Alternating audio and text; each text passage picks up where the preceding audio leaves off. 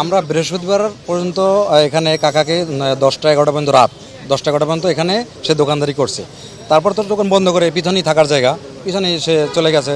তো এরপরে শুক্রবার দোকান খুলে না খোলার কারণে মানুষে অনেকে যে কলা নিয়ে আসে, রুটি নিয়ে আসে, ওনার দোকান এখানে। তো তারা দোকান খুলে না কেন, তো কেউ মানে এরকম তালা মানে ভিতর থেকে তো লাগানো। পরে তো এরকম কালকের দিন এরকম চলে গেল। আজকে ওনার ছেলে সকালে আসছে, সকালে আইসে আর কি এই যে আমাদের এই রফিক ভাই, তারপরে ওনার ছেলে, তারপরে এই যে আর আমাদের হাজুর একজন ড্রাইভার ভাই, এনরা ওই ওয়ালটপকাই ভিতরে যাইয়া দেখতেছে যে ওনার রুম তো অন্ধকার, গন্ধ আসতেছে, বাইরে থেকে তালা মারা আর কি। এরপরে ওই আইনশৃঙ্খলা বাহিনী পুলিশকে খবর দিল, পুলিশ আইসা পরে তালা ভাঙিয়ে ঢুকছে আর কি।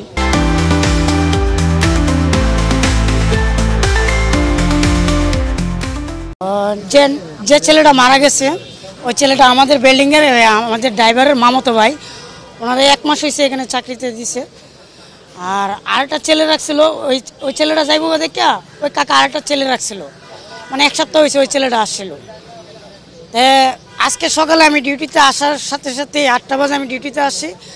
আসার লগে এই কাকার বড় ছেলে উনি নারায়ণগঞ্জ থেকে বাড়িতে ঢাকা আসে, আমাদের বিল্ডিংয়ে ওই যে ছেলেটার কর্মচারী দিছে ওর ভাইয়ের সাথে কথা বলতেছে। আমি ঝাড়ু দিতেছি, বাজে খারে আলাপটা শোনার পরে মানে বলতেছে ওইখানে তো আব্বারও ফোন করে পাওয়া যাইতেছে না, আর আপনি যে বাইডারে দিচ্ছেন ওরে তো আমি ফোন করে পাইতেছি না। এটা তো আমরাও খুঁজতেছি, ওনারা ফোন করে তো আমরাও পাইতেছি না। বাদা কথা তাহলে চলেন তো যাই ভিতরে। বাদে ওয়ালটিকে আমরা 3 জন ভিতরে প্রবেশ করছি।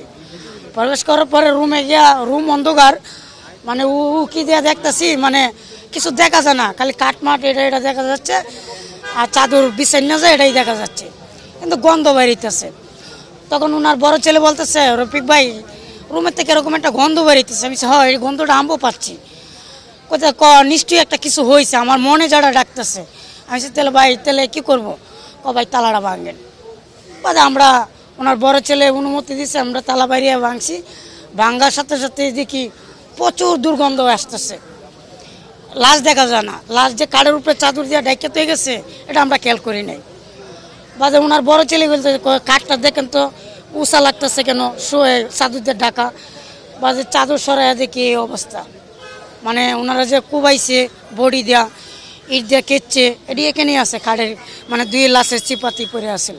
আর ওই যে ছেলেটা 1 সপ্তাহ আইসে ডিউটি করতে, ওই ছেলেটা শুক্রবারে সকালে এখানে পিক আপ রাখিয়া এই দোকানের কপির মেশিন, হ্যাঁ আরও কিতাবগুলি নিয়ে গেছে পিক আপে উঠাই। আমাদের এই সিকিউরিটি গার্ড কাকা দেখছে, দেখার পরে বলছে তুমি এগুলা নিয়ে যাইতেছো যে এগুলা নষ্ট, যে কোম্পানিতে আনছে এই কোম্পানির ফেরত নিতে দিচ্ছে। এরকম কোনো কিছু জানতে পারি নাই। আমাদের অফিসটা পাশেই, আমরা এখানে এসে চা খাইতাম, একটু নিরিবিলি দোকান ছিল, তো সব সময় চা খাইতাম এবং আঙ্কেলের ব্যবহার অনেক ভালো ছিল। গত ঈদের আগের ঈদে আমি ওনাকে 500 টাকা ভাঙতি করতে দিছি, উনি আমাকে ভুল করে 5000 টাকা দিয়ে দিছিল। আমি আবার এসে ওই ভিতরের রুমে গিয়ে ওনাকে ওইটা দিয়ে আসছি।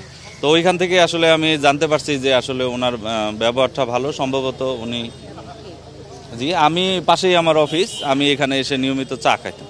ইভেন আমি বৃহস্পতিবার রাত 9টার সময় এসে চা খেয়ে গেছি, চাচার সাথে কথা বলে গেছি। তো আজকেও ভাবছি এখানে চা খাবো অফিসে যাওয়ার সময়, তো আমি বাইক দাঁড় করায় আসছি, দেখি শুনলাম যে এই অবস্থা আর কি। আর হচ্ছে ওই যে ছেলেটার কথা বললো যে অল্প কিছুদিন 1 সপ্তাহ যাবত জয়েন করছে, ওই ছেলেটাকে আমি বৃহস্পতিবার রাতেও দেখছি, একটু খাটো করে কালো দাঁড়িয়ে আছে। হ্যাঁ, ওনার সঙ্গে কাজ করতো লাস্ট বোধহয় সপ্তাহখানেক যাবত।